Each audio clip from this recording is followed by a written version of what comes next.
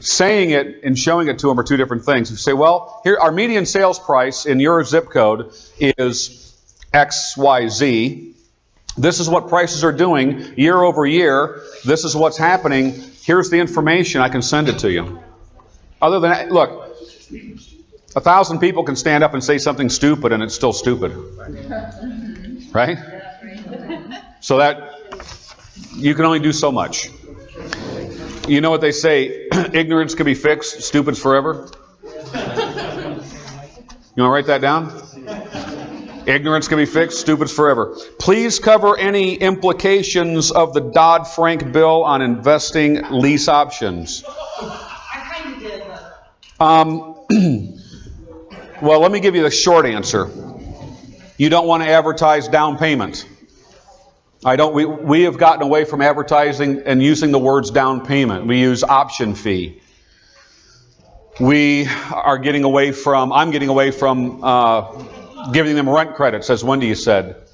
You don't want to put percentages in your contract, like annual percentage rate for your payment is X amount. Those are the kind of things that could trigger you being subject to the Dodd-Frank Act. As a lender? As a lender, basically. Well, in doing a deal. And if your tenant buyer at that point defaults, and there happens to be an attorney who knows a little bit about how your contract is set up and possibly could be subject to the Dodd-Frank or the Fair Lending Act, then you could be the first poster child for the court cases on what's going to happen. Because quite frankly, we don't know what's going to happen.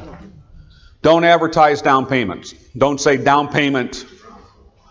I will say little down in our ads. But all of my contracts, just as Wendy's, which is what I use, say non-refundable option consideration fee. Okay?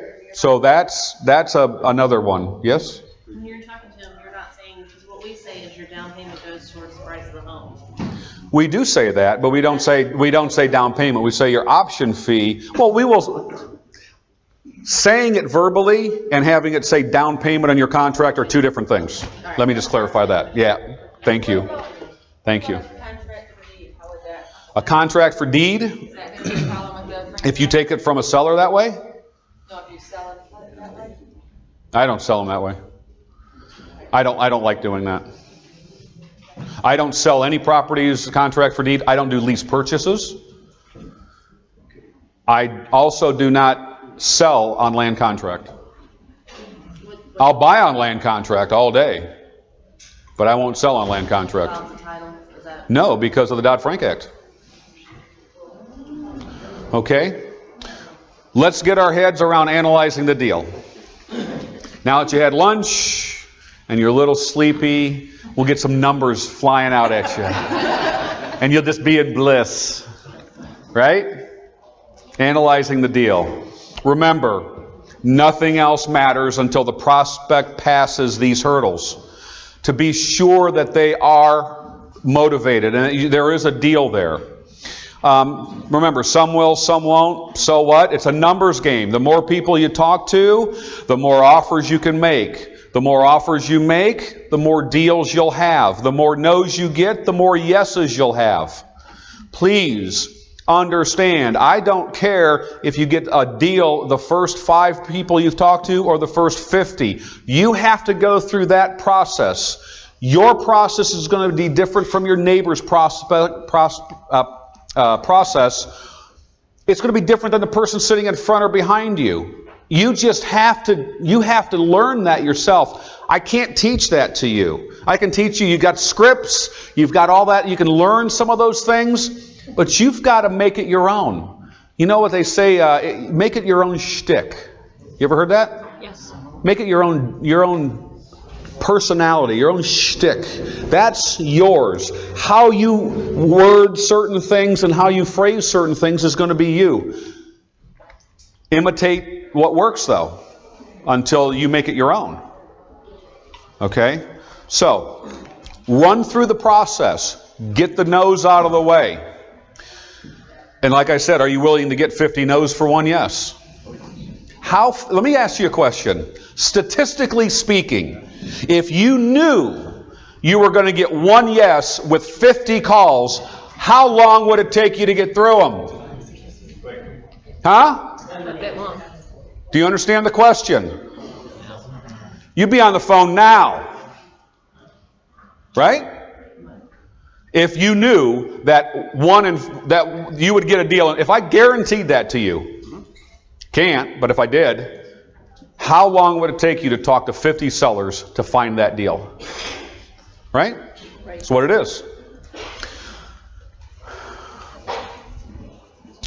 So, nothing else matters until the prospect passes this hurdle. Some will, some won't, so what? You can very, very quickly tell the answer to these things. Are they going to give any equity away? Okay? By the way, is there enough equity to stay in the deal? Or should I consider this a link option? That's a different conversation. Any repairs? What do I need to do? So, you have to figure that out. Let's look at 4 real-life deals I've done. Okay? These are deals. These are my deals. These are deals that are active right now. These are currently in my portfolio. This is Oakwood Street in Owasso. I picked this deal up driving down the road after having an ice cream with my daughter. My 7-year-old daughter at the time. She's 9 now. I've had this house 2 years. So I said, Abby, you want to buy a house? Yeah, Daddy. Called the FSBO sign. I pulled over. Called the FSBO sign. We were sitting in the Hardee's parking lot, and I talked to the owner. We got the deal. It's a 3-bed, 1-bath. It has a $75,000 ARV. Seller owed $78,000. I got it for $79,000 and $780 a month. I would never do this deal today. This is how not to do a deal. It's a good deal. It's not a bad deal. I do not recommend you doing a deal like this today. My criteria has completely changed when I did this deal a little over 2.5 years ago or 2 years ago. I get a $75 a month rent credit. I flipped it for $88.9 and $830 a month. And I gave a $60 rent credit to the tenant buyer. So what's the profit? Well, I got a $4,500 upfront down payment, non-refundable option consideration fee. I get a $5,400 on the back end. The monthly spread over 2 years gives me about a $1,560 additional amount. I get about $11,460 total amount on that deal. It's not a good deal, though. Does it pass my litmus test that I told you earlier? It does not. I would not. This would have been a link option had I was doing link options back then. I would have put the tenant buyer with the owner, got my my one-time fee, and I would have been out of it. Okay? So you don't want to do deals. You don't want to try to force a deal where there's not one, especially with a sandwich lease option. 15% or 20 grand, whatever is greater, is the criteria for me. I would never do that deal today. This would be a link option. I wouldn't even think about it. Put the house under contract, get the tenant buyer, flip it, assign the contract, get my assignment fee, get my $5,000, and I'm out of it. Okay? I love this house. This is Mackinac Street. Mackinac Street in Durand. I'll tell you why I love it. It's a 3-bed, 1.5 bath, 1,500 square feet, worth $74,000. Got it for $67,000 and $650 a month. I get a $100 a month rent credit. I flipped it for $82,900 and $850 a month with a $50 a month rent credit to the tenant buyer. You all got that? Now, what's the profit? We've got some refraction going on here. There we go. What's the profit? Well, I got $3,500 on the front end of this house, $12,400 on the back end, and over 24 months, about $6,000 in equity spread for about a $21,900 profit. This isn't the whole story. Let me give you the rest of the story on this one. The first tenant buyer we had for the property moved out in the middle of the night after giving me not just $3,500, but I got a $2,500 John Deere, brand new John Deere riding mower as part of the option consideration fee, which I credited him $1,400 for, and $2,000 cash. And after month number 4, he fell off the face of the earth. I literally don't know what happened or where he went. We went into the property. It was vacant. He didn't trash it. It was just a little dirty. The keys and the garage door openers were on the kitchen counter with some paperwork. Don't know where he went. So we turned around and flipped it again. 12 months later, the couple inherited a property from her mother, and they moved. So I actually kept that $4,000. And just this past year, we were into the deal like 20 months now. We've got another tenant buyer. They gave us, I got $5,000 down, and they've been in the house, and they look like they're going to stick it through. So I've flipped the house 3 times in 18 months. No wonder you love it. I love it. Daddy-like, in the words of John Heyer. Daddy-like. You have a quick question? Yes. The legal aspect of that first buyer, you still have documents that they signed. Yeah. That they signed. I guess after a while, they don't pay rent. What's that got to do with it? There's an abandonment clause in the contract. Got it. Okay. No problem. Yeah, Kurt. The house was worth 74 and you got 80 something. How do you establish your sales price? Well, I bumped the price a little bit. 15%? Huh? Do you have an average like 10 or 15? No, I don't have an average. It's what I think the market will bear. Oh, okay. Yeah. As I always have room to negotiate too. If I have to come down a little, I'll come down a little bit. But this is a very, very, very typical deal where I live. And about an $80,000 property. It's right around the median sales price. Going to make $4 or $5 grand on the front end, maybe 10 on the back end, maybe about $4 or $5 grand on the monthly spread. That's very typical. I'll do a deal like this all day, every day, anytime. That's not a big deal for some of you.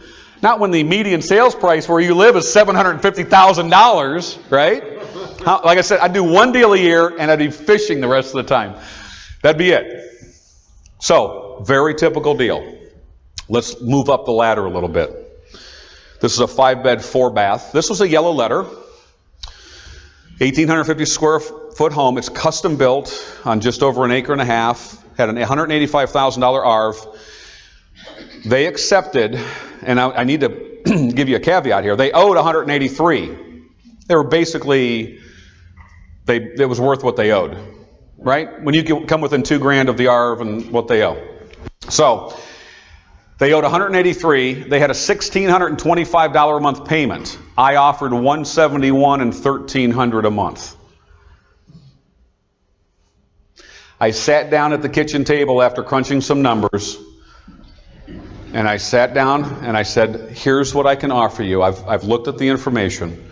The best I can give you is $171,000.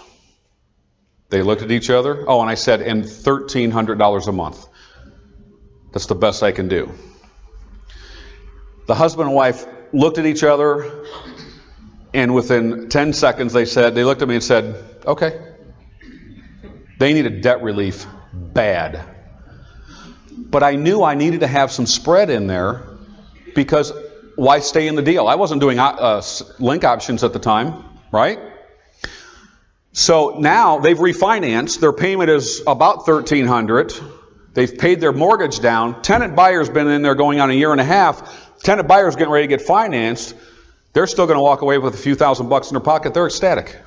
They love me. They love me. But at first, there's no, why would I can't offer them full price. You just can't offer full price all the time. $1,300 a month was better than nothing a month in their eyes. Now, I get a $250 a month rent credit. I flipped it for $192.5 and $1,435 a month with a $170 rent credit to the tenant buyer. What is the profit? I got 10 grand on the front end. I get 11.9 on the back end. I get just under $5,000 in monthly spread over 24 months for a $26,000 or $27,000 total profit. For doing what? For signing 2 pieces of paper. Hello? Excuse me? Yeah. You know? Creating equity. Right? Right. Creating equity. So here's, you don't have to offer what they owe or what they make in terms of monthly payment. Don't think you have to do that. Let me give you another one here. 5-bed, 4 custom home. This is a custom built home, beautiful in a cul-de-sac. This home in your neighborhood might be a half $500,000 in where you live. More? Lauren's going. $500,000? No. Try 4 times. 4 times? $2 million? This is a $2 million where you. In certain areas, it's a $2 million where Lauren lives. I mean, I'm in the wrong. I'm moving. What am I doing here in the cornfields? Right? They owed $160. They agreed to take $160 and $1,200 a month, which was their PITI payment, basically. They got $2,500 down. Did that come out of my pocket, folks? How many think that came out of my pocket? You are learning. They got that only when I got my down payment from the tenant buyer. I get a rent credit of 10%. I flipped it for basically $190, $1,500 a month, $100 a month rent credit to the tenant. So the profit on that deal, I ended up with $7,500. Why? I got 10. I gave $2,500 away. 10,000 minus 2,500 is 7,500. I know it's just after lunch. Getting some 1,000-yard stairs here. And it's only 1:35 in the afternoon. So, they get 19.9 on the back end, 11.5 over monthly spread. That's a $39,000 deal for me. That is higher than my average. My average is right at $29,000 per deal on sandwich leases in my area. This beat the average.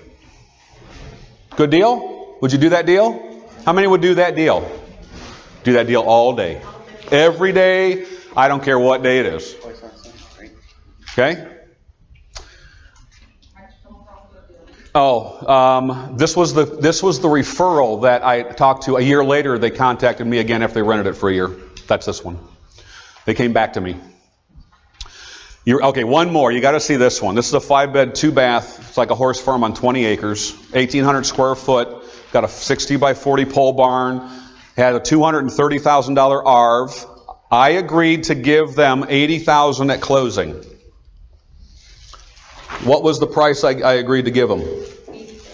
No. I only agreed to give them $80,000 when I closed, if I exercise my option.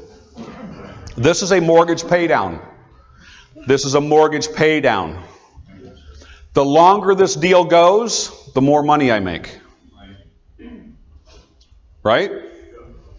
They owed $135,000. And $1,075 a month is what I pay, which is their mortgage payment. They got $1,250 down, which was 10% of what I got. And I get $100. This is the amazing part. I also get a rent credit. Daddy like. A lot. I flipped it for basically $250 and $1,600 a month. And I only gave a $100 rent credit to the tenant buyer. I get $11,250 on the front end, 10% of which I gave to the tenant buyer. That was $10,000. That was a $10,000 payday for me. Get about $35 on the back end, and there, see the asterisk there?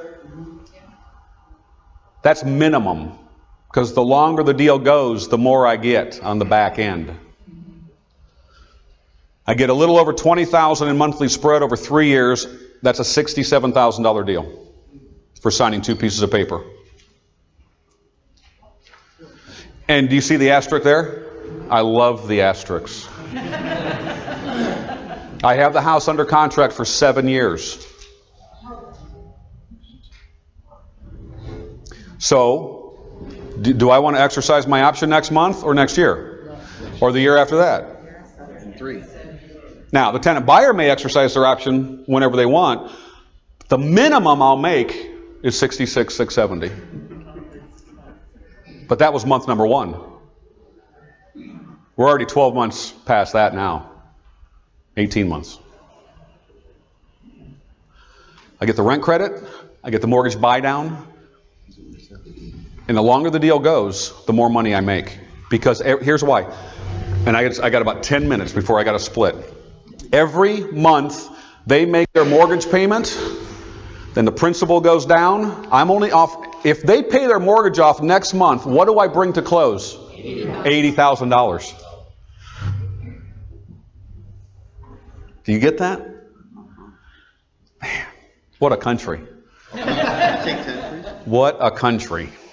80,000 minus your rent credit. Yeah, what's that? Nothing. $50. It's a $50 difference. That's nothing. I give that. That's easy. The rent credit's nothing to the tenant buyer. No, I was talking about. Oh, plus the 150. Yeah, plus the 150. I thought you meant the tenant buyer. That's right. That's why I said, and I get the rent credits. Yeah. It's amazing. They've tried selling this home for 3 years. How much would a 20-acre horse ranch be in California? Huh? 5. 5 mil? Man, what are we doing here? This. You know what? Doesn't matter where you're at. The same exercise takes place.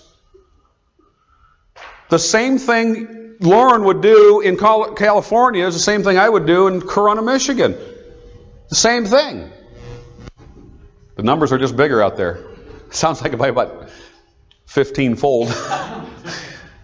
So now understand, for me, this is a big deal for me. When I get above $250,000 to $300,000 on any properties in my area, very difficult to move because I'm past that 3 times the median sales price. Did you catch that?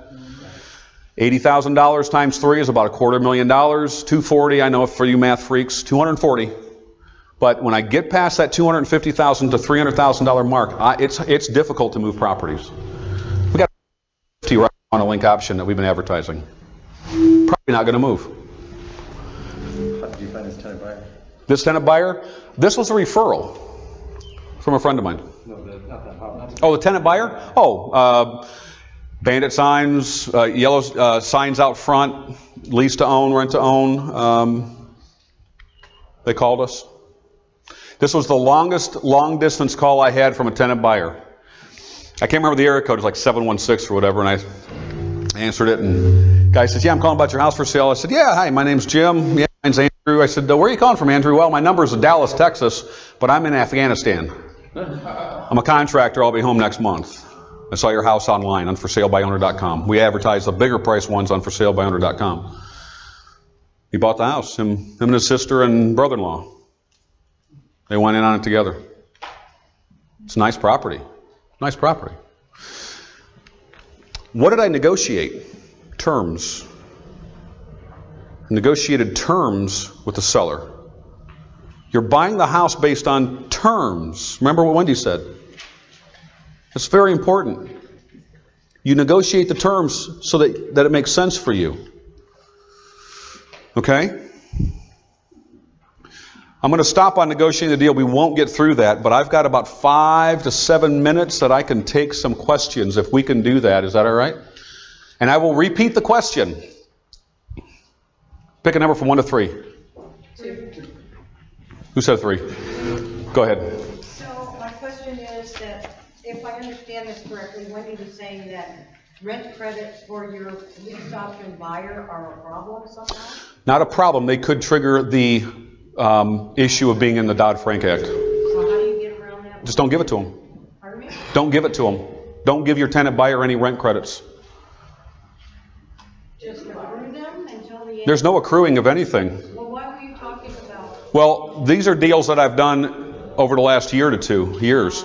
I don't do that. I'm not doing rent credits to tenant buyers anymore. I'll get them from my seller. I'm just not passing any on to my tenant buyer. Yes, Elena. With the tenant buyer, do you have a term? Because you said your term was 7 years or so. But if the tenant buyer exercises his option, you have to exercise yours, right? Yeah. Elena's question was, I have the house under contract for 7 years, but if the tenant buyer exercises their option sooner, I have to exercise mine? Exactly. Yeah, exactly right. But if it's 2 or 3 years, the least I'll make is $66,670 or whatever it was total. Right? Sir? How concerned are you with the buyer's credit? Their credit scores? Oh, well, how concerned are we with our tenant buyers' credit scores? It's a great question. We will be covering that in great detail. But I'm at the point now where there are people in my homes I would never have put in my homes. I would never put in my homes today. Because early on, anybody that had the cash got in my home. Don't make that mistake. Because you'll be chasing them for payment sooner or later. So what I do now with our credit repair service and with our mortgage brokers now, they fill out the apps, we look at all that, we put them in contact with our mortgage lender first. They'll do a free consultation on how long it'll take for them to get financed, and then we make a decision. Great question. Who over here, sir? The rent credit, so with your seller, are you getting, if you make your payment on time, you have to pay that much less to them? Is that what that is? No. If I exercise my option, I get that amount credited after that so many months. Oh, okay. So how do the rent credits work? If I get $200 a month rent credit from the owner, the seller, and it's 24 months, I will get a $4,800 discount off the principal I pay at closing for every on-time payment. Chuck. Quick question. You had that deal of last where with the ARP was $185,000. They owed $183,000, yet you only paid $1,300 and they're paying $1,600. Does that mean that the owner still paid the $300 in mortgage payments? That's exactly what it means. Exactly. Sir. So in the sandwich lease option, you have a lease option with the seller, right? And then you have the same with the buying. Tenant buyer? Right?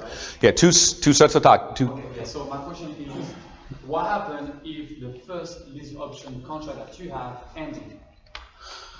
Great question. Well, typically, in other words, what was your name, sir? Yo. That's a tough one. I'll practice that later. Not as bad as it's made a lot. It's not that bad, but anyway. What happens if your tenant buyer's contract or your contract with the owner expires before the tenant buyer's? Well, first of all, I never put a tenant buyer in longer than I have the contract with the owner. Number one. I also will do everything I can to get the house under contract as long as possible. I ask for a minimum of 5 years. Because I know it's going to take me between 2 and 3 to get a tenant buyer cashed out. Potentially. If I have a tenant buyer that I extend, I will not extend it past what I have the contract for with the owner. Unless I renegotiate the contract with the owner. And if you run into a situation where the contract between you and the owner begins to be shorter or compressed based on your tenant buyer's time frame, you want to renegotiate that contract at that time. And I can tell you most of the time, and it has happened before for me, because I'm taking care of the property, I'm making the payments on time, and they love me, no problem, Jim. And it has not been a problem. But I don't like to do that anymore. My whole business philosophy changed with lease options because I want to get people qualified and financed as soon as possible. So I'm not looking for that long. I don't think you should be doing long-term. You should not be signing contracts with tenant buyers more than 24 months because anything longer than 2 years, my understanding is, could also be misconstrued as owner financing, which could also be misconstrued as Dodd-Frank nonsense and all that other stuff. But what about the 7 years contract too? Well, I'll do that with the seller all day. That's between me and the seller. The onus is not on me as the buyer if I go 7 years. But here's the difference. You have to do, I think, a minimum of 3 deals a year to be under Dodd-Frank. The just doing this one house deal with me. I'll buy them on land contract. I don't care. That does not make them susceptible to Dodd-Frank. They're not dealers. They're not doing a bunch of deals. This is just a seller who wants to get rid of their house. You were talking about with your initial conversation when they called you that you're asking questions basically without being so forward and direct. Yep. But then eventually you do need to know the specifics of what their payment is and so Yep. forth. At what point do you make that direct contact? Just once you've established that rapport, or do you is this after you've seen the house? Or? At some point I have to make a transition to doing that. Will you be here in the morning? That's what we're covering tomorrow. Come back, same bat channel, different bat time. Couple more questions and I got to go. Yes, Kathy. So if the buyer is going to be doing the option lease because they don't have 20% down, what makes you think that they're going to be having 20% down 24 months later? Nothing. I don't look at them as being conventionally financed. Kathy's question is, well, if they don't have 20% down now, what makes you think in 24 months they're going to have 20%? Nothing. I want to make sure that they can get an FHA qualified loan. And so the 3.5% based on what they have given me down qualifies. Great question. And Keith and Shannon, by the way, will go into more detail. I got time for one or two more. Yes, Randy. Back to the question Michelle back there asked, if you're buying it on a lease option, you put it out for 5 years, using the example that you had before where a couple of people fell out. Yeah. What if 2 people fall out before your term is up and you buy the house? I'm not obligated. I have the option. I realize you're not obligated. Not necessarily. No. If you don't, what happens to the lease option? If they don't want to extend it or renegotiate, they get the house back. Chances are they get it back better than when I got it. Real quick in the back here. To clarify, so when the people are getting that FHA loan, you're saying their deposit that they gave you, or their lease option amount, whatever they gave you, that goes towards their 3.5% down for their mortgage? Exactly right. Exactly right. Yes. Real quick, does that establish, piggybacking, does that establish, I guess, the new credit history for the buyer and the tenant when he goes back to the mortgage company? Is that how you're doing it? So that your credit repair program sets them up for the FHA loan to actually purchase? Yeah, I mean, well, we show a ledger when the mortgage company wants to see their on-time payments. So They're getting a refinance loan, not a new. Well, sometimes, yeah, they can get a refinance. Sometimes we'll actually do it where we do just a refi. So there's no complicated going through the process again. So doing a refi is real easy, but doesn't have to be. In fact, on a sandwich lease, and I'm going to finish with this because I have to split, so I'm glad Wendy came back. On a sandwich lease, we can talk more about this, and Wendy will too, and Keith and Shannon will as well. I have a deal that just cashed out, and I got another one cashing out next month. And the way that we're doing that is instead on the sandwich lease of me getting transactional funding to cover what I owe the seller, and then selling that to the buyer. We're just doing one close.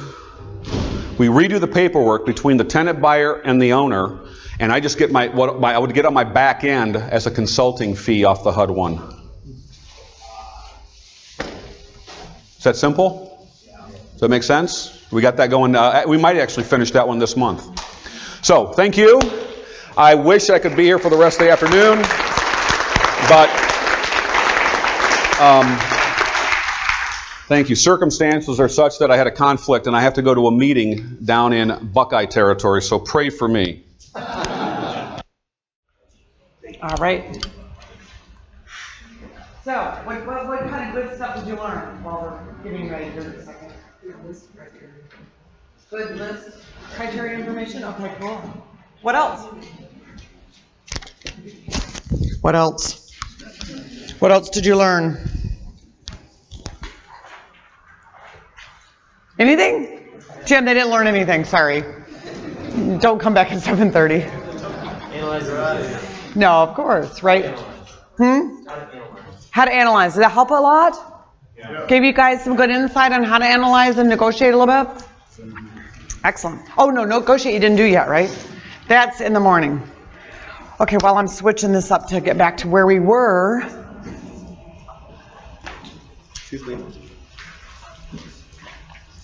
Okay, now we're gonna go get wild and crazy. Is that all right? You have the dance floor. What's it? Yeah, I got the dance floor. Woo! Let's move the tables. Okay, where were we? Let's see. Finding and locating deals. Okay. Okay, back to where is this? Craigslist, 14. Page 14? Yes. Okay, Craigslist. Go back to that because we didn't cover that part yet. All right. All right. So these are, okay, we're going to kind of backtrack again a little bit to give you some more insight or some of my perspective on how to find sellers and locate sellers. Some of the things that I do. You got some good ideas from Jim, right? Yeah. Excellent. So what are some of the things you learned from him on that? What was that? Signs. Okay, bandit signs. What else? How about yellow letters? Does anyone in here use yellow letters?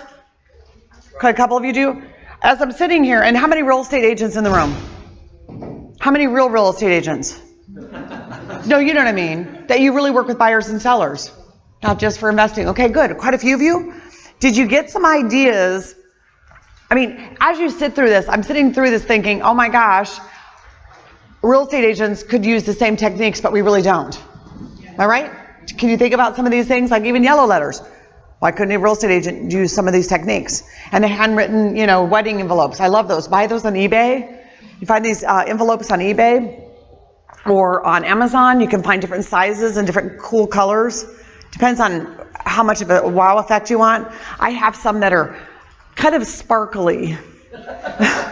Well, they're kind of, they have some glitter kind of on them, but they're darker. And I'm going to use some really cool, a lighter kind of like a silvery pen or something to address them. But those are going to be for my high-end stuff when I'm looking to buy some lakefront stuff. And then I have yellow ones, purple ones, because he's right. You open those things. I mean, is there an envelope that comes to you at your house if you got it that way that you wouldn't open? You would open it, right? Absolutely. Same thing. Okay. So here's so let's look at some other ways to find sellers, and I'm going to give you some free ways. Okay. These are some ways that you can find a seller without spending any money. Okay. So you could do something like this. I'm looking for a 3-bedroom home for a local family. They are looking for a rent-to-own lease option. Are you looking to sell also? If so, email me if you have a home in the price range and if you have a home in this price range and area. It will not cost you anything to sell your home. Also, send your phone number and any pictures you have of the home. Okay, so these are some things that you could respond to on Craigslist, right? Everyone got that? Just examples. Use whatever.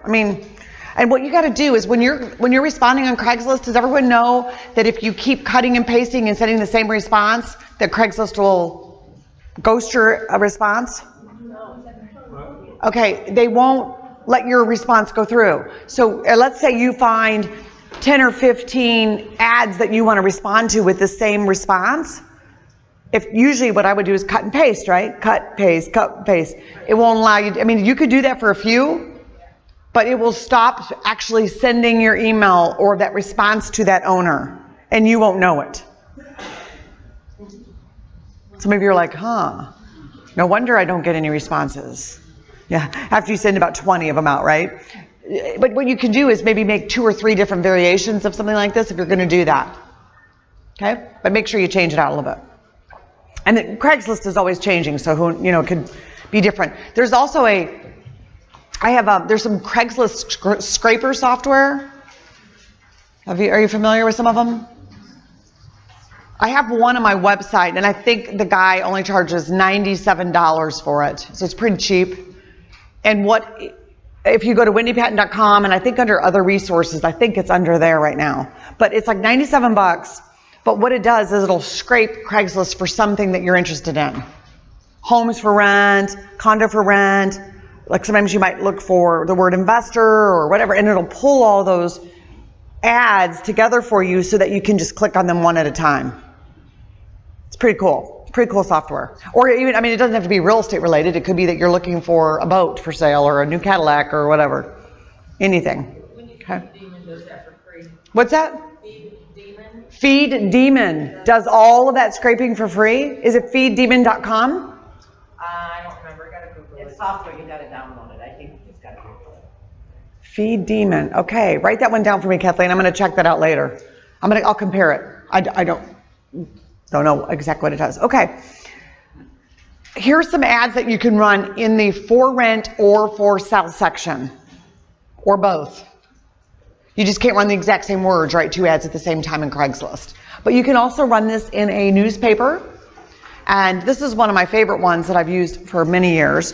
Company looking for 3 to 4 homes in this area in long-term lease or purchase. If you're reading that ad and you have a house for lease, what are you thinking when you read it? Yeah. So you're thinking, wow, and it's a company, right? Just happens to be me only. But it sounds like it could be a large company, right? Almost like a relo company or something. It gives the perception that you are bigger. I mean, it doesn't say you are, but I think people just automatically would think that. And I've got some of my very best sandwich lease option deals over the years with that particular ad. So run it in different places or change it just slightly. You can change it a little bit if you're running in both spots. And then a lot of times I used to even do just sandwich leases without the purchase. So sandwich lease without the purchase is I'm going to lease it from an owner for X dollars and I'm going to sublet it for more. I'm just in the middle, but I don't have the right to buy it necessarily.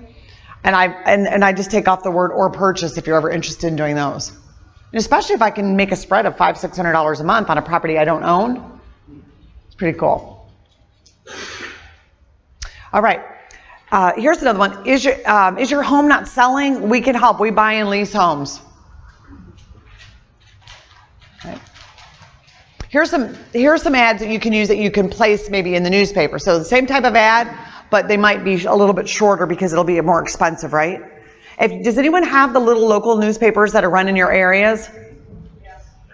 Those are great to put ads in because they're inexpensive. Plus, people, there are a lot of people that do read those. That's still probably one of the best places to put an ad in, I think. Your little local newspapers. Tired of monthly payments?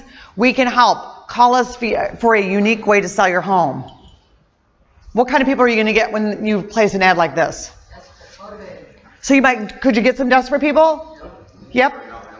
Motivated, you could. So you could find some people in foreclosure or pre-foreclosure, right? With this type of ad. Could you also find people that might just be tired of making that monthly payment, want to get rid of it? Might want a lease option. So you might find a variety of owners from this type of ad. Here's a response you can use for sellers for a Craigslist ad. Hi, I saw your home on Craigslist and it sounded like what I might be looking for. I am looking to buy a home with a rent-to-own or lease option to buy. Are you open to selling your home? If so, please let me know and maybe your home will be perfect for me.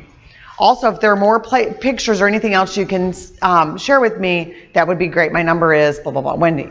Okay. Now you also might say, on that first, I want to show you, go back to this one real quick. Okay. This particular ad, this first one, where it says, I am looking for a 3-bedroom home for a local family. Okay. That particular line, what does that tell you when you read that? So now I've just told you it's not me. Okay. That is one way that you can let that seller know immediately that you are an investor. Or that they may not assume you're an investor because the way or you might be helping someone. That's the way my partner in the UK does that very nice. He'll always call, hello, my name is Mark, I'm calling about your home for rent, But anyways, he'll say, I'm looking for a local family to help. And he always uses that line. I'm helping a local family and I'm wondering if there's any chance that you would consider selling your property. So he calls and that's the way he tells them it's not for him. Okay.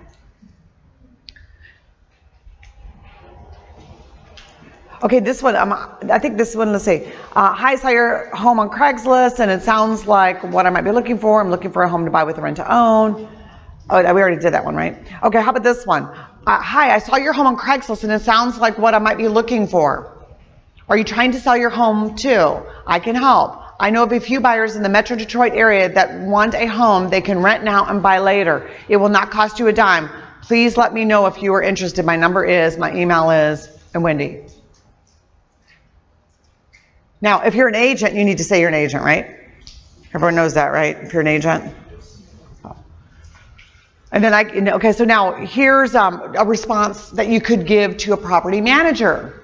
If you see that it's a property management company. Hi, I saw the home you have listed on Craigslist and it looks like what I might be looking for. Is the owner of this home willing to sell it also? If so, can you send me more information on the home? I am looking for a home on a lease to own or rent with option to buy. Will that be a possibility for your seller? Any pictures or additional information would be great. Of course, I would make sure you get your full commission if a seller were to sell their home to me. Okay. Now, why would I want to go after a property manager maybe? Yeah, they have a lot of properties, right? And they know who is willing to sell. I mean, I could go over to Amy's office any day of the week who shares space with me. She's a property manager, and ask her which one of her owners are wanting to sell. And she always knows which ones, right? So that's an endless supply if you build a relationship with those property managers. Now, why would Amy be okay having me buy one of her listings? Because she gets commission. Okay, guys, this is what you need to understand, is that she might still be able to manage it if I do a lease option. She probably would. That's something you could let them know. I would let you still manage it, meaning I would have the seller still pay you, right, if I'm lease optioning it, because they pay 10% or whatever it is. Okay? And they're going to get commission. Does everyone know that usually? And when I talk to property managers, I'll make sure that the way that they have structured it is set up for commission for them. Okay? So I might say, something like, let's say Charles is my property manager. And I might say something like, Charles, I was calling about this home for rent, and I wondered if there's any chance that the owners might be willing to sell it. By the way, your commission would be paid in full. Charles, I'm assuming you have that in your contract, right, with your owners, that if you were to sell one of the properties that you lease out, that you would get commission. Is that right? So I kind of act like I'm assuming he should have that, right? Did you hear how I said it? I mean, I just kind of ask, kind of questioning, but kind of assuming. I'm assuming that's the way you have it, right? Because most of them do. And if they don't, then he just owes me a lot of money because I helped him add something to his contract that he's going to go do right after that call. Right? If he's not getting commission. Because what you want to do as a property manager, okay, when you manage a property, that's part of the property management contract that says that if at any point in the future that tenant that's in there buys it, you get paid a commission. Or if you find a buyer and they accept the price, then they pay a commission. Okay? And however you're going to do it. All right? Everyone stand up for 1 second and stretch. I can see it's 2 o'clock and there's blood sugar issues.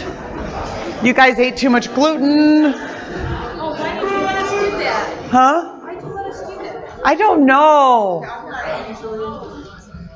Okay, stretch. Okay, stretch to your left. Stretch to your right. Stretch to your left. Oh, don't hit that person. Okay. All right.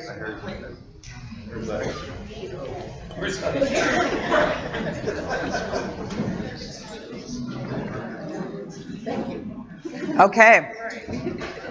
Oh, it's almost time for a break, isn't it? No, we've only been an hour. No, it's not time. It's not time. You brought it up. I just didn't want to leave you too long, right? All right. So property managers, good people. Okay, here's one response for if you're a licensed agent, you need to do something different. So I would say something like this. Are you trying to sell your home too? I can help. I work with many buyers in the Metro Detroit area to find a home they can rent now and buy later. It will not cost you a dime. I get paid by the buyer. Please let me know if you are interested. My name is Wendy and I'm an agent with Keller Williams Realty, blah, blah, blah, blah, blah. Okay? Now, that you can use that where it won't cost them anything. You don't have to say that. You can actually just say, I'm a real estate agent and I know how to sell them this way, okay? And then you can get paid true commission on the front end and the back end. Or you could just take if you wanted, here's a little tip, agents. You respond to sellers like this and you just make it a commission deal instead of a flip deal, which we're going to talk about tomorrow or later, tomorrow and Sunday. You can make it a commission strictly where that buyer pays you commission, and it's so easy to do that paperwork. It's like boom, commission, boom, commission, boom, commission. Okay? Very, very easy to do. Instead of it being an option fee that you keep, it could just be the commission. Whatever they put down, that's commission for you. Is everyone with me? Or not quite yet, because you haven't really heard this part yet. Tomorrow you'll understand more. Is it warming up a little in here? Not really? Okay, come up here and speak a little bit. It's warmer up here. It seems like it anyways. All right. All right, so that's a good one for licensed agents. You can kind of word it a little bit, but we have to disclose that. Okay, we talked a little bit about direct mail. Let's talk about calling sellers. Okay, now you're going to go to your workbook. Okay. Let's see, where's your workbook? Dun, dun, dun, dun. I'm going to have to borrow yours, okay? That's quite all right. Because we ran out. There was a few people who didn't register that showed up. Well, because when you attend my boot camp, you can attend again next time free. So some people think, well, they'll just come back again next time and not register. So you guys know who you are. All right. Okay, so go to page 9. Okay? Here's what we're going to do, because we're going to do a little afternoon session here. Keep that, I'll share with you. Okay, so you have page 9. This is, I call it a for sale by owner script, but it's really a for rent script to create a for sale by owner. Okay, everyone with me? So it says, hi, and I call, and I'm going to show you how I do it, because I'm going to grab a bar stool here, and I'm going to actually make some calls for you guys and show you how to do it. Okay. So it says, hi, my name is Wendy. I was calling about your home for rent. Okay, and then I'll ask them questions about it. Is it still available? When is it available? Can you tell me a little bit about the home? Blah, blah, blah, blah, blah, blah, blah, blah, blah, blah, blah. The last question is, wow, it sounds really nice. Is there any chance you'd consider selling it? And then I shut up. And I wait for them to answer. 30 to 50% of the ones I'm going to call will say yes. Does anyone believe that? Those of you who've been to my boot camp know that. Okay? I've never seen these ads. I've never looked at them. I don't know even what cities they're in, honestly. No idea. Kathleen just pulled them like Thursday. Didn't you pull them? I have no idea. Some of these could be yours. Okay? All right. So, any questions before I call them? Remember, you guys have to be really quiet, right? Okay, because they can hear you. I'm going to put them on speakerphone. All right, here we go. And you're going to be able to hear them. Okay, so this one says, this one is in a city called Oak Park. It's $1,000 a month. It's a 3-bedroom.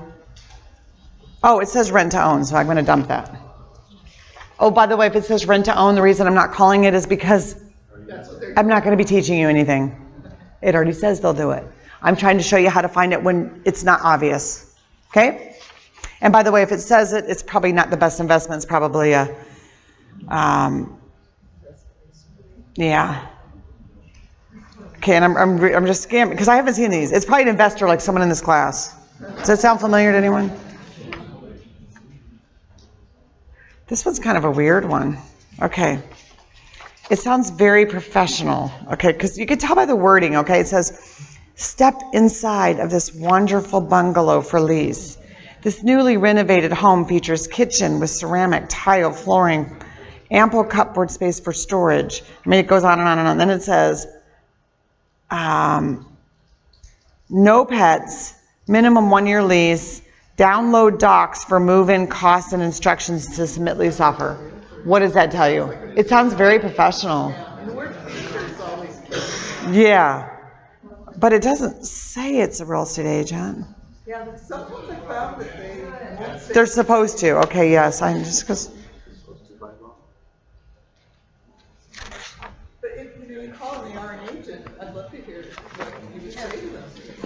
Okay. Well, yeah. I'm going to say something like, "Aren't you supposed to disclose that?" I'm turning you in. Yeah, right.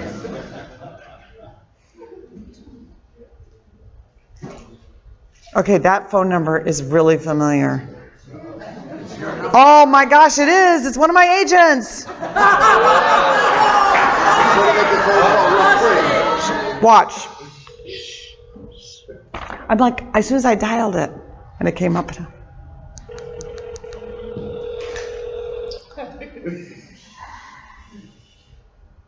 See if he answers.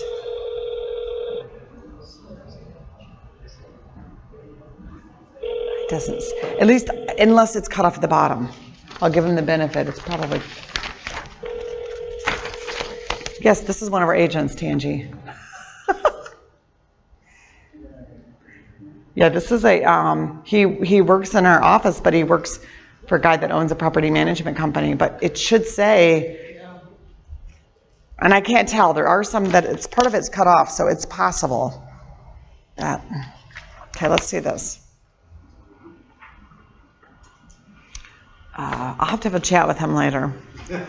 He'll call me back in a minute. I'm pretty sure. He'll definitely know me. Oh, yes. He used to manage my office in Mississippi. So he definitely knows me. Okay. This one is a $2,100 a month. It's in Grosse Pointe Woods. It's 2,500 square feet, so a little bit nicer. Probably, what I like about this one is it's probably less likely to be an investor. Why would that be? It's a little bit higher end. Yeah, the area, the price range, more likely. I mean, it could be, but let's see. Because you guys are going to get to practice this in a minute. Thanks for calling Elite Realty. This is Katie. How can I help you? Hi, Katie. My name is Wendy, and I was calling about a listing that you have on Craigslist, but it's a 4-bedroom in Grosse Pointe Woods. Okay. For rent. In Grosse Pointe Woods. Yeah. I just thought I would mention that I'm actually was trying to look for something for myself. I am a real estate agent, but you guys might want to put in there that your office is a real estate office in that listing. In the listing itself, or in Craigslist. Yeah, because it has to be, if you're having it go to a real estate agent, it's got to be listed that way. Okie dokie. Just let the listing agent know. But is the listing agent there? Hold on 1 second. Let me check. Let me put you on hold just 1 second. Thank you. Everyone knows that it's a realtor, right? If you're a realtor, you have to put that in there. Now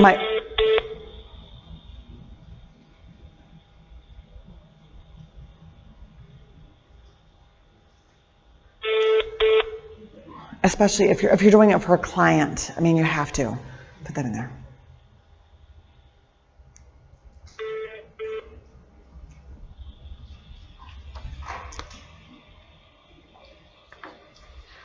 It's just going to change my. Okay, sorry about that. No problem.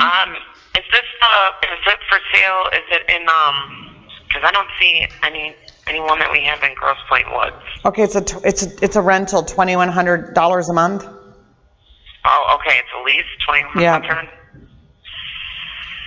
Let me see. I'm not too sure. When was that posted? Does it say on the ad? I don't know, but we pulled it 2 days ago. Okay. So it's still showing active. I just, 20 days ago it said it was posted. Oh, okay. But it said updated 8 hours ago, so someone updated it, looks like. Shoot. All right.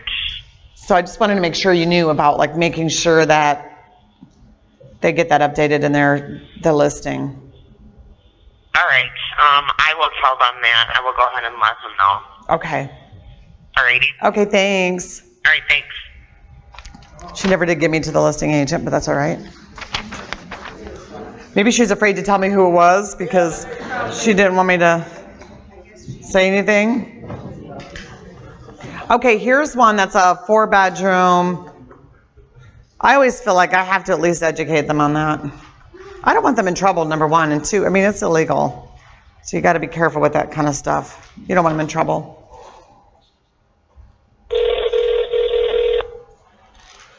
This one is a 4-bedroom colonial, 2 fireplaces. Thank you for calling Elite Realty. This is Katie. How can I help you? Katie, did I just talk to you? Yes. Guess what? You got another one in there too. You got 2 of them in there. This one's in West Bloomfield. Same thing. Doesn't say your office is licensed. Okay. All right. We're going to have to change that then because Yeah. I know normally it always says that. Yeah, it's, yeah, you really got to. I just want to make sure you know that. Okay? All right. Let me tell them. All right. Bye-bye. All right. Thanks. Bye. Same phone number. I just didn't recognize it. It's just 2 different ones back to back. Huh?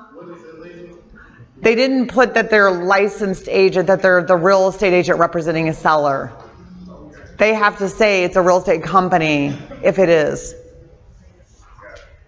Wendy, I have a quick question. Yeah. Do you guys, here in Michigan, we haven't been here for a long time. You see a lot of 3-1s, 3-1.5. Is that not considered functionally obsolete around here? No, 3-1s are kind of normal around here. Yeah, and in a lot of cities. Depends on the city, but yeah. Yeah. So that's something that is like mainstream? Well, in a lot of neighborhoods it is. Rental neighborhoods for sure. Yeah. Yeah. Yeah, it would be obsolete. From what city are you from again? We've been living on the West Coast. Oh, yeah. Well, the West Coast, you can't even afford a 3-1. You got to have like a 2.5 of one.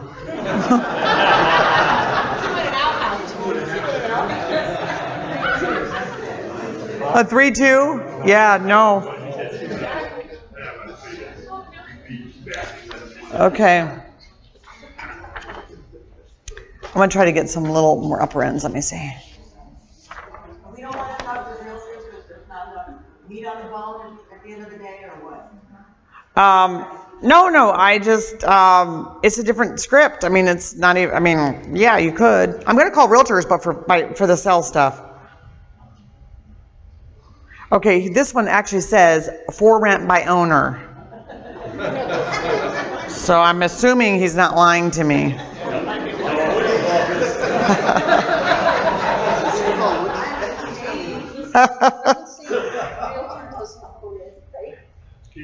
It's a 2-year lease.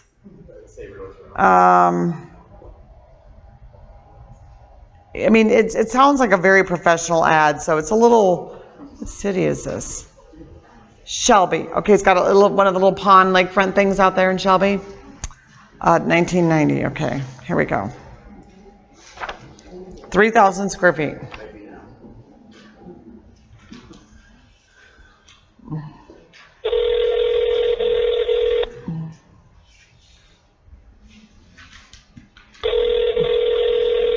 And the way it's written, it might be just, it was his home and he wants to keep it. I don't know. We'll see. You never know. You just got to start calling through. You plow through them and just call one. Just keep throwing them aside. I mean, and it's amazing how many you can get.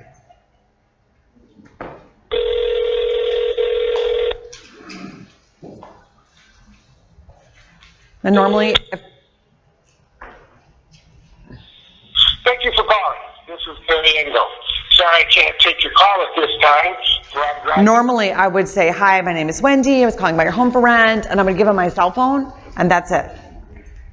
And have them call me back. But do it a very friendly voice. By the way, guys, gals, friendly voice. Notice when I talk to them, I'll say, hi, my name is Wendy. And so I'll raise my voice a little bit and just make it a little sweeter, Because, okay, guys, if you got a rough voice, it's not helpful when you go, hey, yeah, call about your house for rent.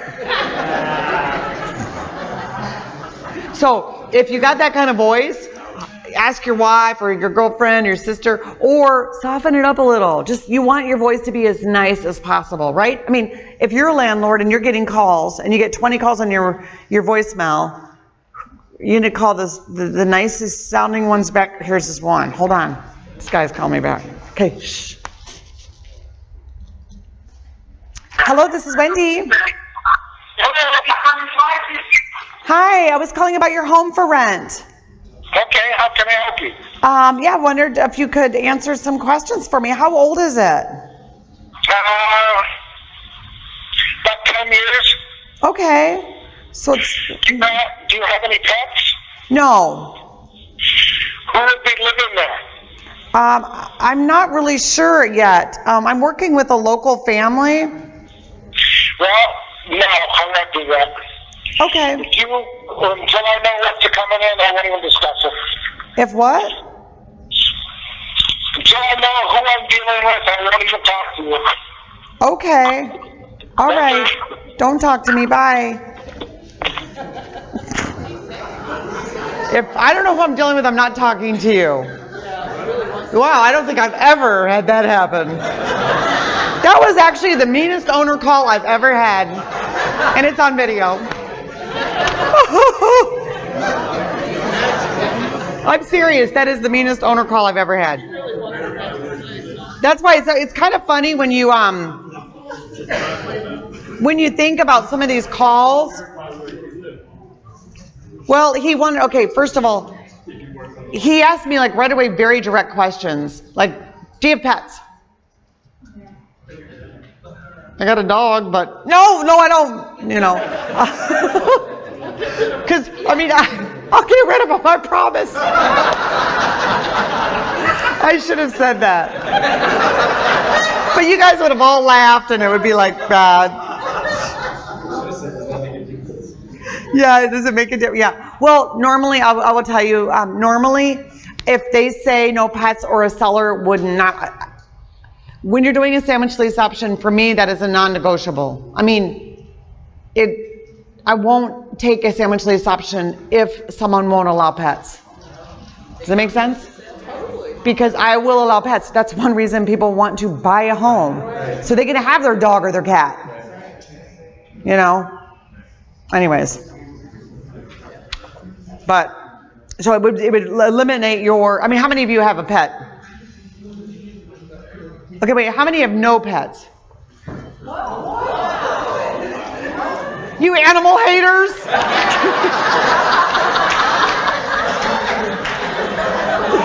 No, I have to tell you, I've only had a dog for 3 years now, my little half one, my half, and that's the first time we've had a pet. We have never had pets before, so I always was able to say, no pets, No gerbil, no hamster, no. Yeah, we've had hamsters, and a couple of them got loose, and when you meet my husband, my husband's a clean freak, so that did not go over well. He's still thinking those hamsters are in that house, and that was like 15 years ago. So what's wrong with that person? What do you think his problem was? He probably got burned before, or he heard horror stories, or he's just it was his house, or he's picky. I don't know. I'm not really sure what his problem was. Yeah, maybe he just evicted someone who had a pet or something. I don't know. Usually they're pretty friendly. Sometimes you can't get them off the phone. Okay, here's one that's in Troy. I didn't ask for a fee. We didn't even get that far. What? He assumed? I didn't say anything. Oh, yeah, when I said the family thing. Oh, maybe. Yeah, you're right. I blurted that one out real fast.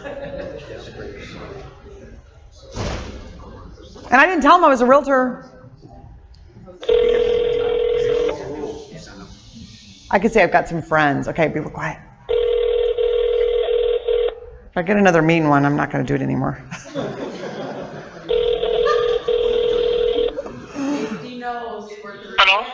Hello, hi. My name is Wendy. I was calling about your home for rent. Oh, yes, ma'am. Okay. And I was wondering if you could tell me a little bit more about it.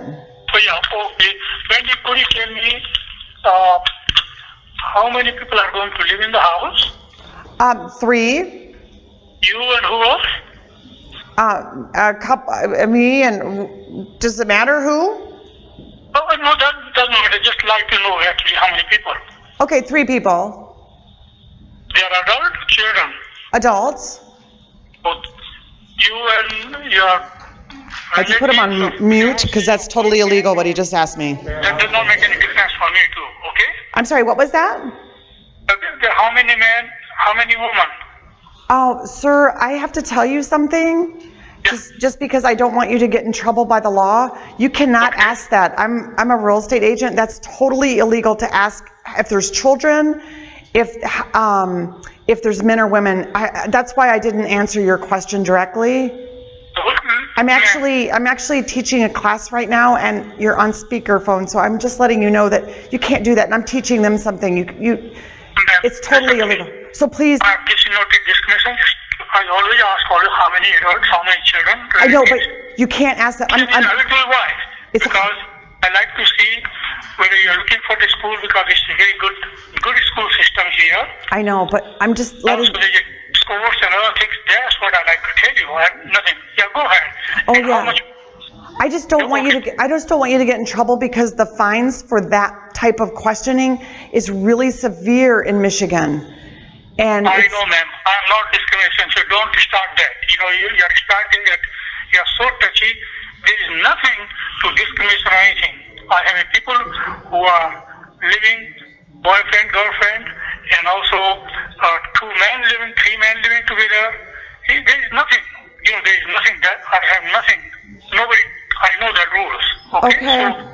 So this is curiosity. I was asking how much you have to tell you how much your income is going to be. Okay, well, I was just really calling to see if you might do something like a... Okay, that's all right. Okay, thank you very much, ma'am. I got 2 mean ones in a row, but...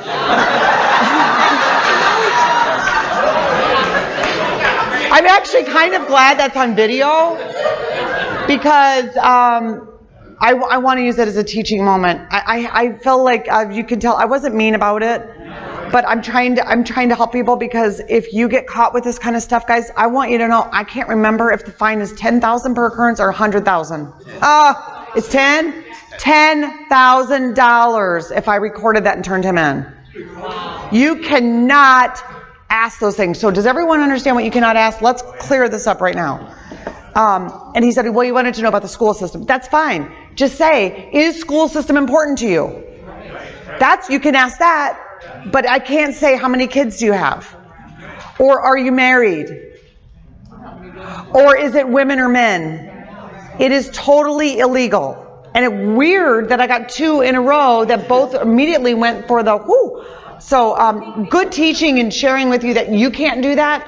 Bad in that it didn't go a normal way yet for options. So not quite the class, but I guess we're going to get into fair housing right now. I'm going to save you a little money. I have had that happen in class multiple times where people ask me, there was an older woman who I called one time in a class, and she said, and I was a single mom at the time, okay?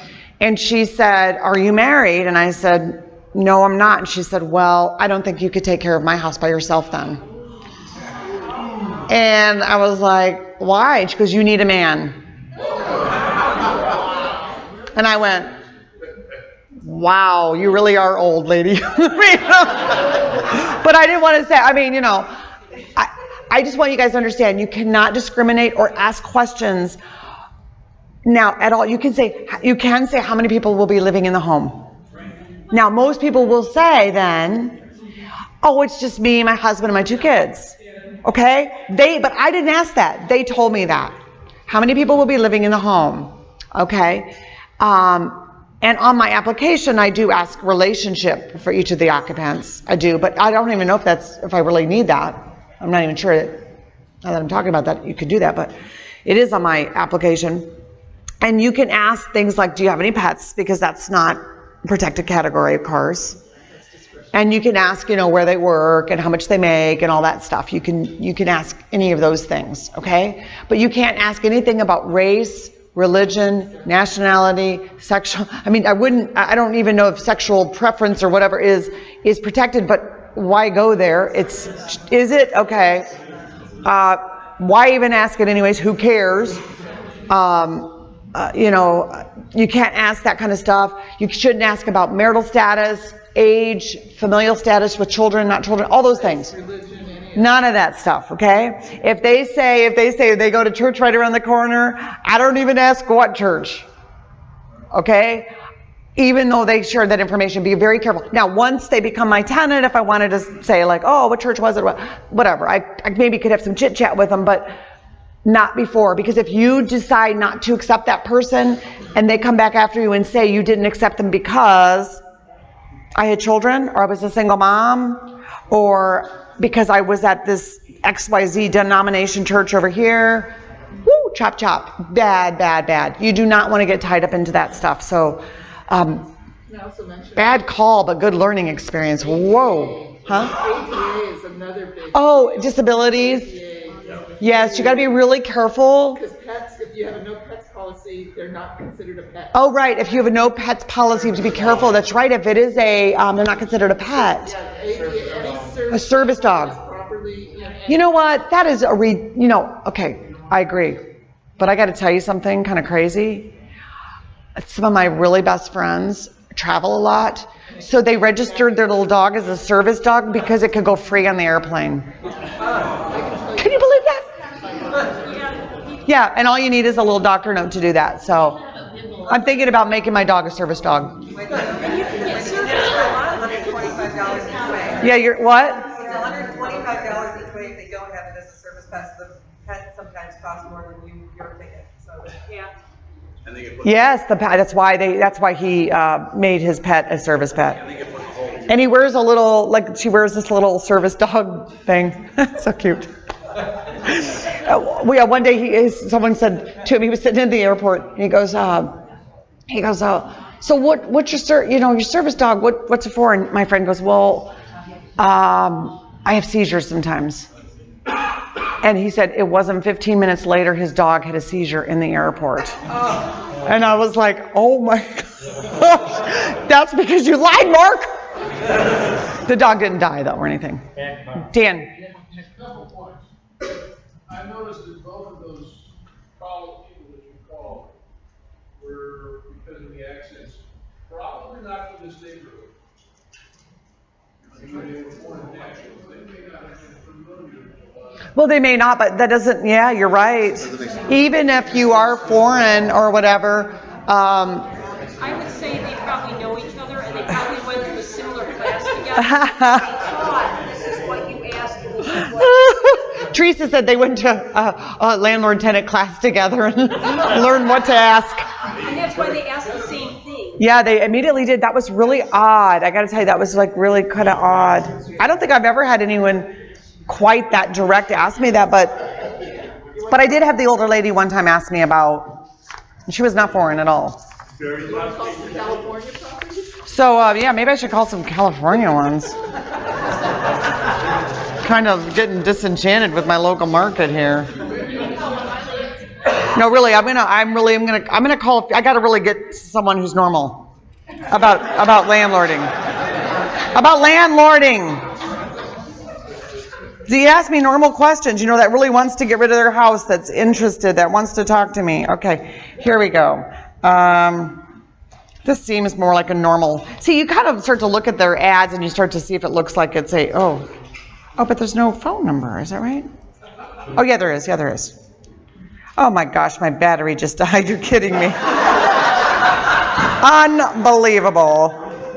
Okay, well, I'm going to charge this while we are talking.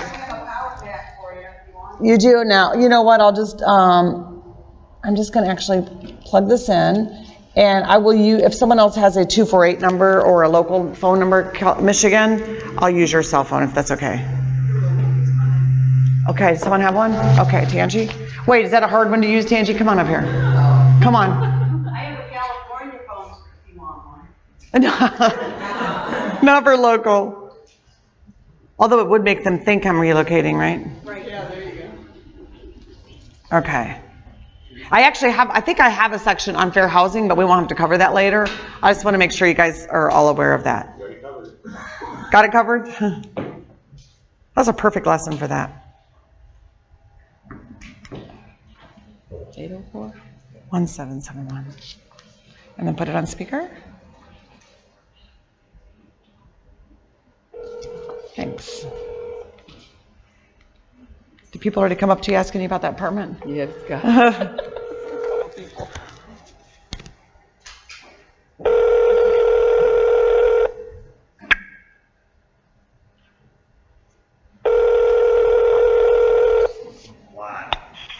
Hello? Hi, my name is Wendy. I was calling about your home for rent. Which house was that, ma'am? Oh, it was in Waterford. Okay, was that the 2909? Oh, yes, on Sunshine. Yeah, that just got rented. I'm sorry. That's okay. Do you have anything else? Not at this point. It's pretty much everything filled up. Oh, okay. All right, well, thank you. Bye-bye. No problem. Take care. Bye. Your battery is low too, Tangi, just so you know. Okay.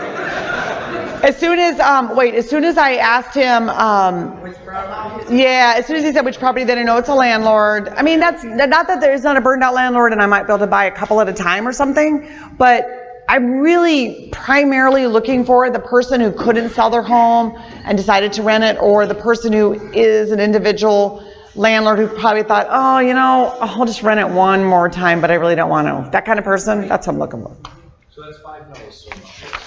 Yeah, I guess that is a bunch of no's. I better get a few yeses. Hey, I only talked to 2 mean people and 1 landlord. And this was gone. It wasn't a no, it was gone. The good stuff is coming. Let's see. Okay. What's that? Might need something a little stronger than water to get through the next few. Yeah, I know. Yeah. Okay, I think this is right.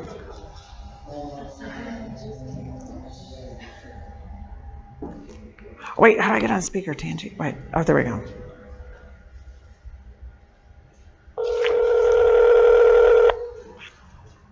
I keep saying. Hello? Hi, my name is Wendy. I was calling about your house for rent. Okay. How are you? I'm doing excellent. How are you today? Good. I was wondering if you could tell me a little more about it.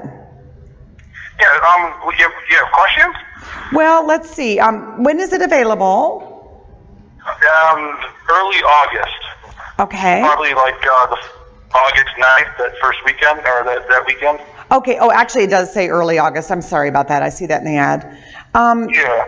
Excellent. So you're just moving out of it now, or? No, I rent it. There's a tenant in there right now. Oh, okay. Excellent. Well, I mean, from the ad and everything, it sounds really nice. Is it real nice inside? Sure, yeah. I redid everything, yeah. Okay. Yeah, I redid room to room, and we raised 3 girls in there, and so we had it for a good 10 years. Oh, wow. So it was your home at one time? Absolutely, yeah. Oh, that's neat. Okay. How old is the home? 1983, I believe. Okay. And you remodeled it since when you lived in it? Oh, yeah, room to room. Even from when we bought it, it needed updating. So, yeah, we redid the kitchen and all the rooms and everything. Okay. Well, it sounds really nice. Is there any chance that you would consider selling it at all or doing a rent to own? I haven't really thought about it yet. I wasn't really thinking about doing it that direction. I was more interested in just keeping it as a rental at this point. Okay. So maybe later, or you don't know? Not as of right now, no. Okay. All right. Well, I'm really looking for something that I could do a rent with option to buy on. Oh, okay. Okay. Yeah, I didn't have that in the plans at this point. Okay. All right. Thank you so much, Tom. All right. Bye-bye. All right. Bye-bye. I don't need to get out of this. Okay, there we go. Okay. Now, that was a real call, but he did say no. But I actually thought he might say yes for a minute there. Did you think? A lot of times they'll say, well, I hadn't really thought of it, but yeah, because he did live in the home and it was his primary residence. Maybe at the time when he moved out, I was thinking, well, if he moved out a few years ago, it might have been upside down and maybe things have come back a little. He might have been waiting for that opportune time to sell it. That's what I was thinking, but he might be emotionally attached to it too. He could be. Yes, so it's either that or they're like, no, I really want to just get rid of it. It's been a pain, you know. You would say, if circumstances change, can you call? Yeah, you might say if things change, give me a call. But for this purpose, I was just like getting through it because I wouldn't follow up with him probably ever on it. It's just like, because the thing I would look at is he motivated? No. So next, it's not motivated enough for me. Yep. Oh, wait, there is a phone number here. Okay, let's see. Yeah, your projector is. It is? Oh, it's having issues. Here, I should probably let the poor thing rest. Oh, you're playing music. Oh, I was playing.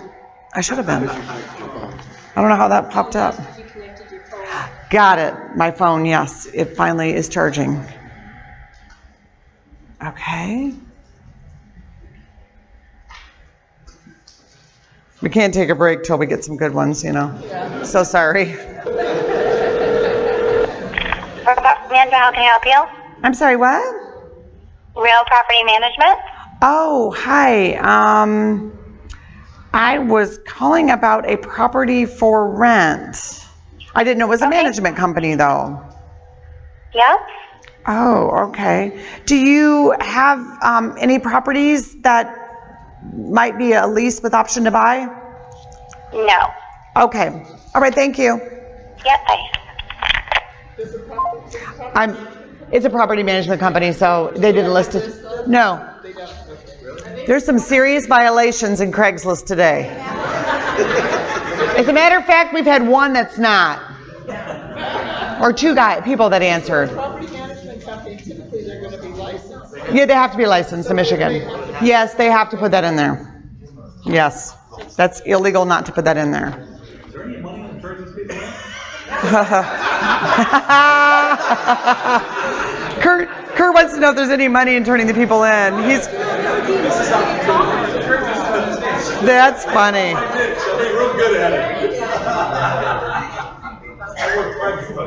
That's funny. Your numbers look like they'd be a lot better than the other numbers. Okay, ready?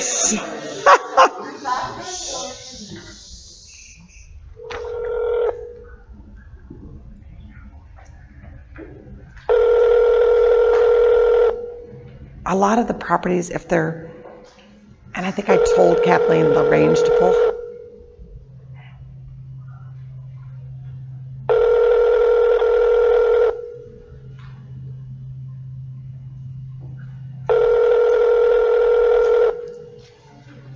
But I told her the range to pull, and I probably said $1,000 a month, but it might be too low. I'm sorry, I'm not able to take your call this time, please. It might be a little too low because that's more in the rental range, and people are buying properties up and holding them right now in our market because it is such a good market.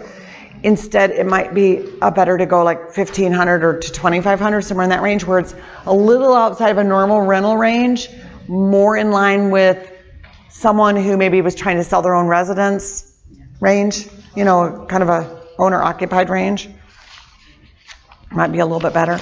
We have two special guests who just joined us. Well, where's the other special guest? Oh, well, we'll wait till he comes back from the bathroom, and we'll embarrass him a little.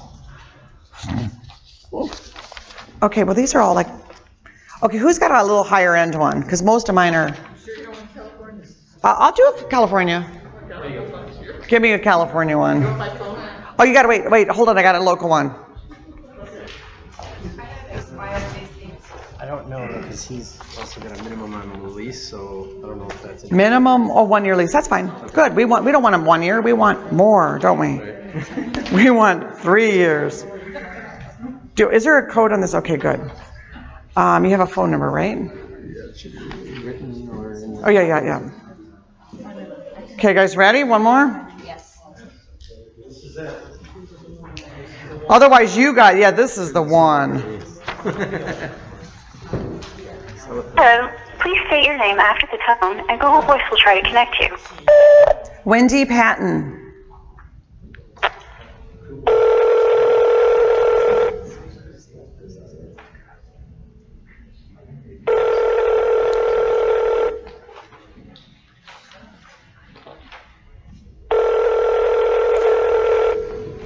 I doubt it would be an agent just because it says 1 year lease.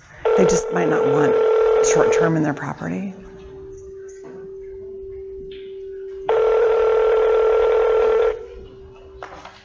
You could text though. The Google subscriber you have called is not Because it says text. It says text or email, and that's actually not a bad idea. Do you have another good one? 1800. Yep.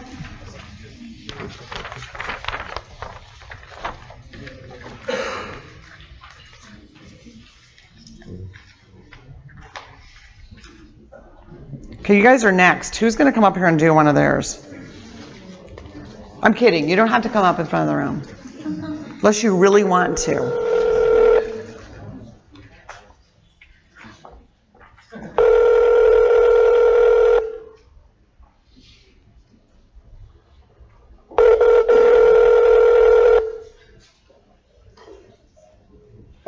I've really never had two mean people ever.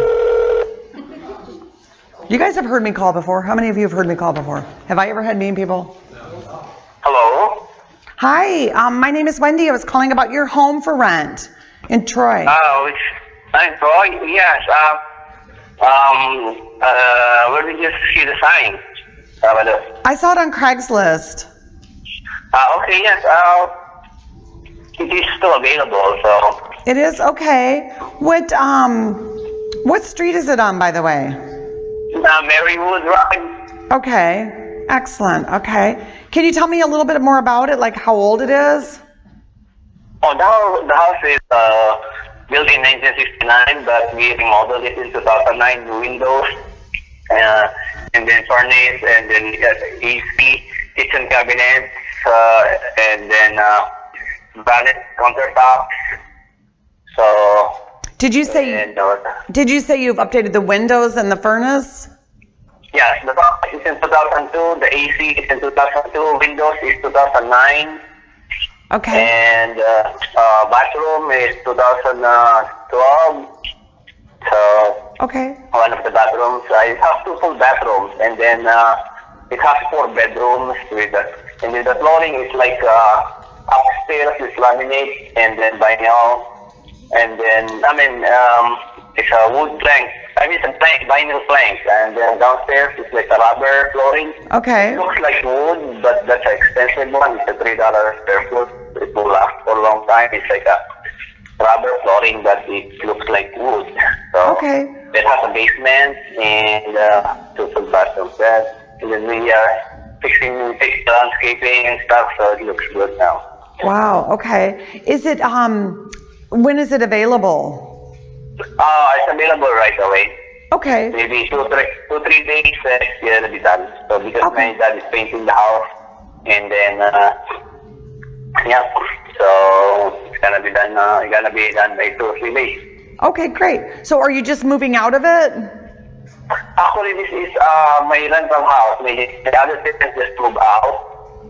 Okay. End of the last June 30th, and then since then we fixed the house.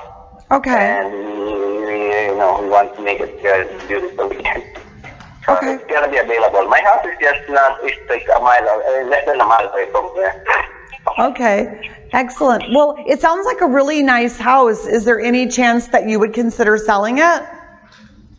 No. Okay, you don't want to sell it? Not now, but I don't know in the future. Okay. Okay. Well, if you change your mind, I'll give you a call some other time and see if you change your mind on that, okay? Oh, you want to sell? You want to buy the house? No, I'm looking for something I can rent now and buy later. You want to rent?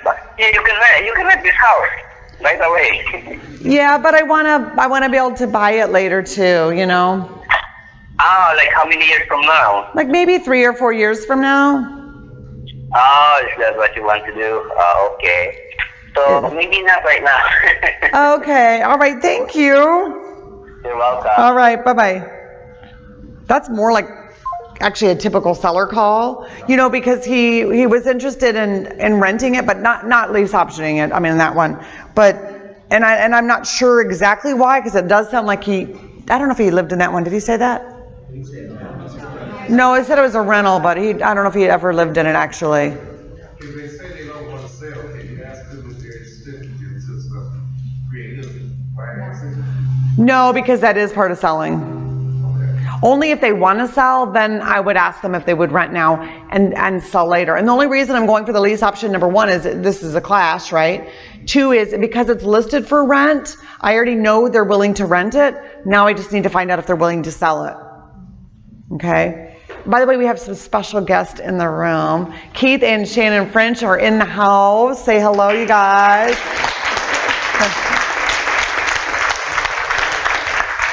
I got 2 mean calls. 2 mean? 2 mean. No, not mean, but, well, kind of mean. Huh? Maybe they thought I was mean. Huh? Did you have to take blood pressure medicine? I need it. I'm going to need it if someone doesn't answer yes soon. So anyways, what time? It's time for break. So here's what we're going to do. It is really, is it 3 o'clock almost? Okay, here's what we're going to do. What I want to do is I really want you guys to be able to have some time to make those calls and try that script. But I'm going to walk around. Are you guys able to maybe help me walk around some a little with the groups too and ask them, you know, if you guys have questions or what you're doing with your calls? Get into groups of like maybe 3 or 4 people, doesn't matter, or even 2. Pick up you've got your list, start making some calls. I want you to have some time to make those calls because then you'll be able to come back in and give feedback and say what happened in your calls, okay? So Calls to happen right here in the class. you can do them in the classroom, you can sit out in the lobby, you can go outside, is the weather nice out? Oh my goodness, go outside, sit on the lawn, whatever you want to do. But here's the deal, we're going to come back at 3:30. So you need to take your bathroom break and go get in your groups, okay? And if you're around, I'll come find you, okay? Does everyone know what I mean? I want feedback on this right when you get back.